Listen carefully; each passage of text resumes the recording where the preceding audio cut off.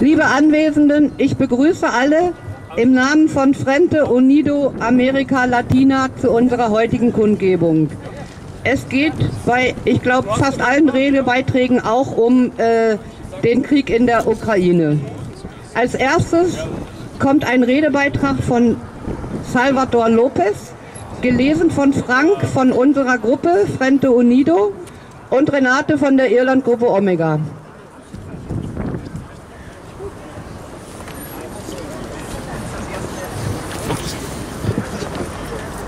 Quiero leer una intervención de nuestro compañero Salvador López. Estimados berlineses, estimados camaradas de América Latina y el mundo, el pasado 5 de marzo se cumplieron 9 años desde la partida física del comandante Hugo Chávez Frías, quien fue el líder de la revolución bolivariana en Venezuela. Bajo su liderazgo, en Venezuela desde 1999 hasta 2013, cambió no solamente el rumbo para la nación caribeña, sino para América Latina y el mundo, al lado de otros como Fidel, Patrice Lumumba o Thomas Sankara. Su legado sigue bien vivo en Venezuela, donde numerosos caraqueños acudieron al cuartel de la montaña, donde se encuentra el mausoleo del comandante.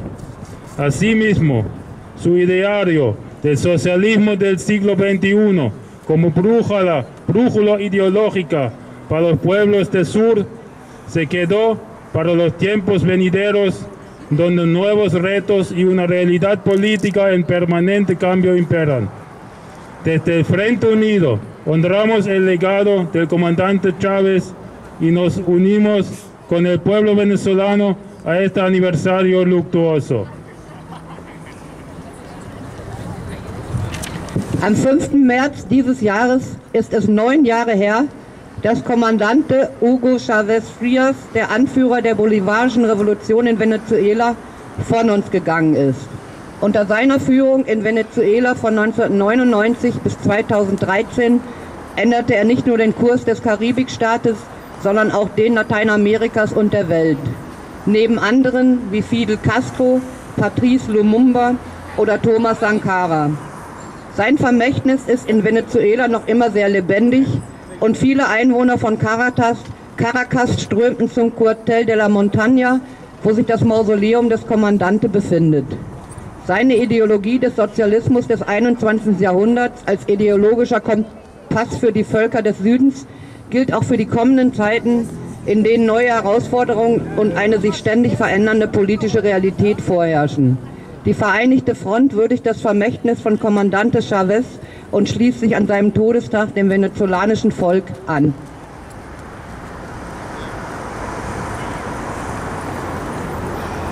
En Chile, concretamente, se produjo un cambio importante con la toma de poder del presidente Gabriel Boric como el presidente más joven de la historia chilena, pero también como el primero considerado de izquierda desde la transición política en 1990. Sin duda, se vislumbra un nuevo giro de la política chilena tanto en lo interior, pero también en las relaciones internacionales, que hay que abrazar con una cierta cautela. Esto se debe en primera instancia por el hecho de tanto Boric como la nueva ministra de Relaciones Exteriores de Chile, Antonia Urrejola, se consideran críticos con países como Venezuela, Cuba o Nicaragua. Está por verse en qué medida la presión que puede ejercer el Partido Comunista Chileno matice estas posturas o si incluso se entre en una fase de pragmatismo en las relaciones internacionales. Por mientras pesa el caso internacional por el uso de agua del río Silada en la Corte Internacional de Justicia de La Haya como primer reto nada más comenzar la gestión de Boric.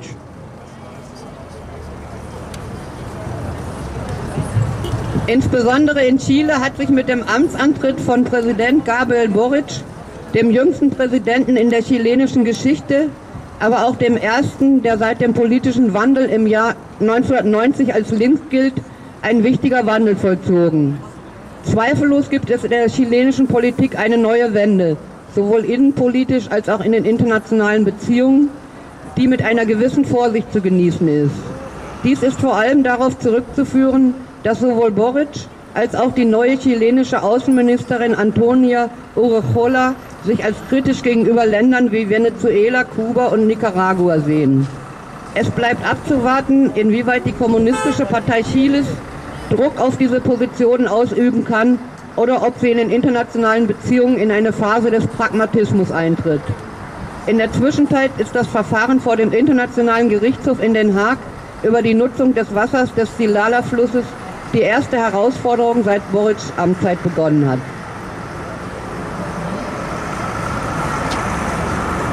Mientras tanto, Argentina ratificó el acuerdo alcanzado con el FMI en el Congreso, con lo que el presidente Alberto Fernández a priori logró evitar caer una crisis de deuda o incluso suspender el pago de la misma.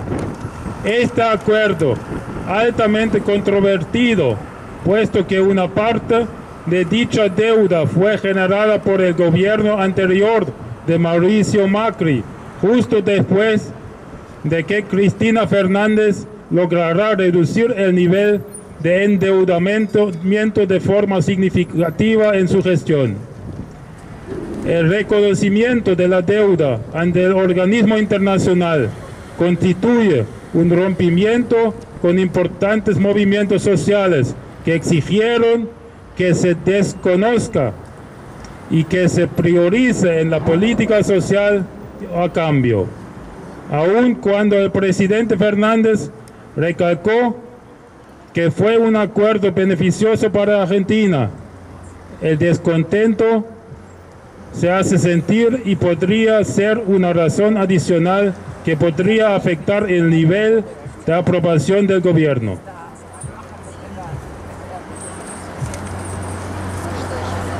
In der Zwischenzeit ratifizierte Argentinien im Kongress die mit dem IWF getroffene Vereinbarung, mit der es Präsident Alberto Fernández a priori gelang, eine Schuldenkrise oder gar die Aussetzung der Schuldenrückzahlung zu vermeiden. Diese Vereinbarung ist sehr umstritten, da ein Teil dieser Schulden von der Vorgängerregierung von Mauricio Macri verursacht wurde, nachdem es Cristina Fernández während ihrer Amtszeit gelungen war, die Verschuldung deutlich zu senken. Die Anerkennung der Schulden vor dem internationalen Gremium stellt einen Bruch mit wichtigen sozialen Bewegungen dar, die eine Streichung der Schulden und im Gegenzug eine Priorität für die Sozialpolitik forderten.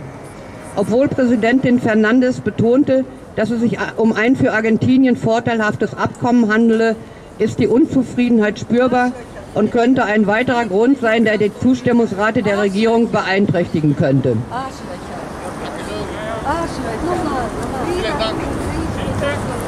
Asimismo, en el Perú se perpetúa la crisis institucional a 7 meses de la gestión del profesor Pedro Castillo Terrones. Con la aprobación ministerial de Aníbal Torres el pasado 8 de marzo en el Congreso peruano, las facciones abiertamente contrarias al presidente Castillo siguen su asedio, creando condiciones poco propicias para una gobernabilidad, cuando ya se está estudiando llevar a cabo la segunda moción de vacancia contra el presidente y de nuevo la búsqueda de controversias hacia los miembros del nuevo gabinete ministerial están a la orden para buscar nuevamente renuncias y divisiones internas, como se está convirtiendo en regla pronto desde la toma de posición de Castillo en 2021. Está por verse el grado en que Torres podrá llevar a cabo su política de concordia y superar las divisiones internas existentes entre los diferentes partidos aliados con Castillo, entre ellos Perú Libre y el Partido Comunista Peruano. La prueba de ello será la siguiente intentona de moción de vacancia contra Castillo.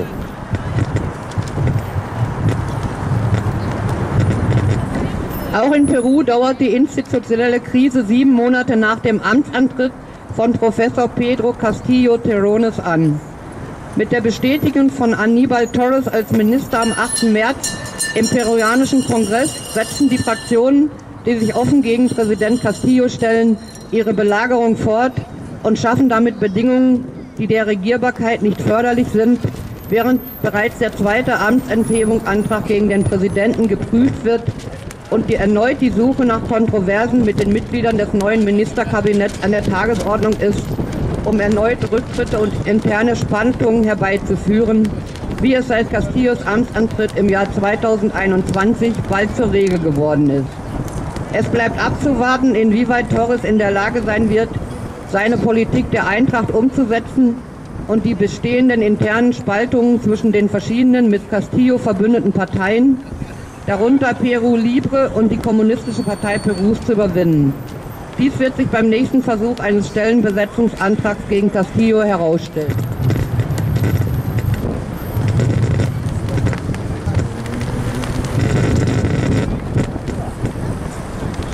Cuando Colombia celebra el próximo 13 de marzo de 2022 elecciones legislativas, las tensiones están a flor de piel ante una gestión del uribista Iván Duque, quien tiene una pésima imagen en la población colombiana, así como una altísima tasa de desaprobación según distintos sondeos.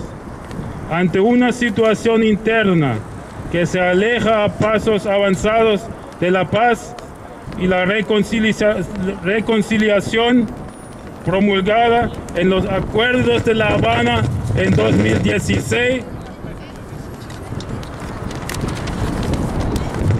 y el resurgimiento de grupos armados en el país, la vía de la militarización parece un recurso útil a corto plazo. Es en este contexto que la administración de Biden ha nombrado a Colombia a un país aliado estratégico no miembro de la OTAN. Este primordial interés, este hecho, dado que la vecindad con Venezuela y la presencia de fuerzas armadas y de bases militares estadounidenses desde años atrás constituyen un riesgo de primer orden para el gobierno venezolano. Por mientras, habrá que estar atentos al voto que emane de los colombianos y sí estamos viendo posiblemente un crecimiento de la izquierda colombiana.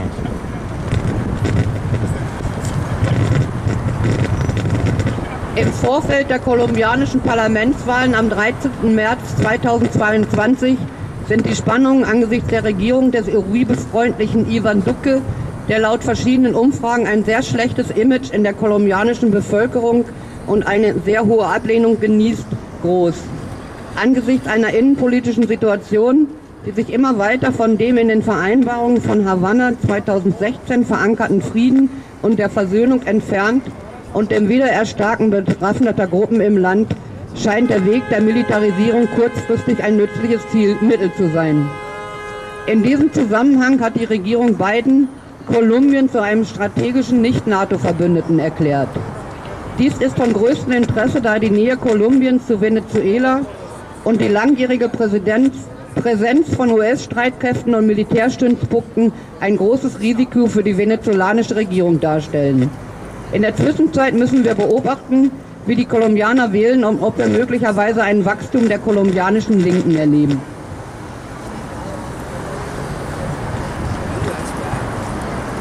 Lamentamos mucho la noticia de un nuevo asesinato contra un alcalde en la población de Aguililla, Michoacán, en México, el pasado 10 de marzo.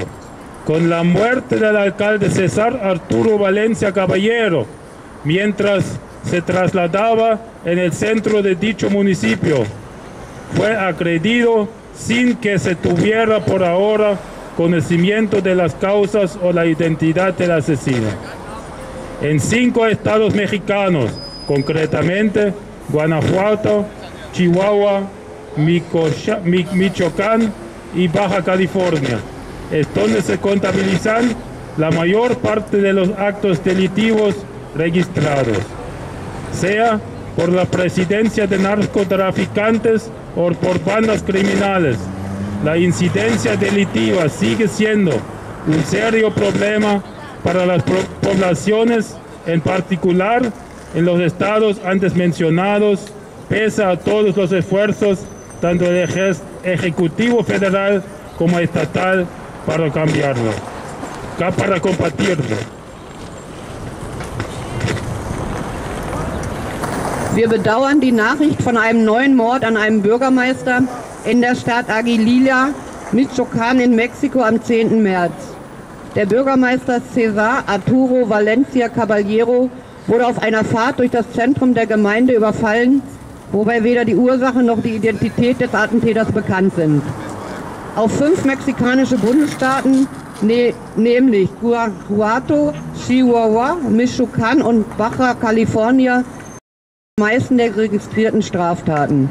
Ob durch Drogenhändler oder kriminelle Banden, die Kriminalität stellt für die Bevölkerung, insbesondere in den genannten Bundesstaaten, trotz aller Bemühungen der Bundes- und Landesregierung, sie zu bekämpfen, weiterhin ein ernstes Problem dar.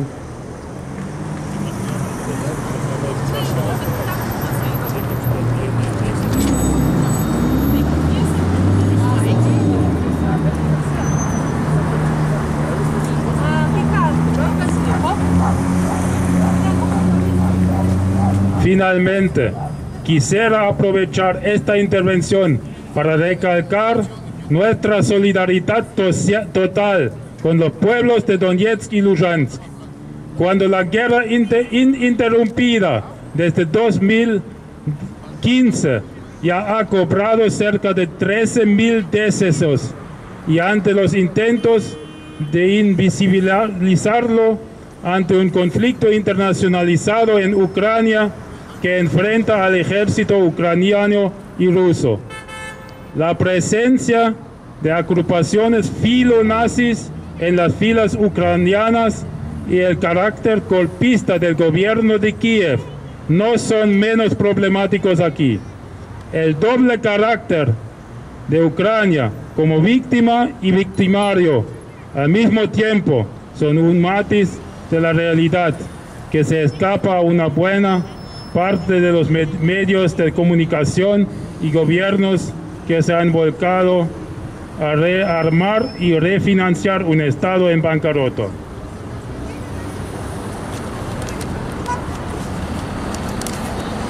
Demasiado poco se está destinado tanto en atención como en ayuda material para las poblaciones rusófonas víctimas de un conflicto viejo de 7 años.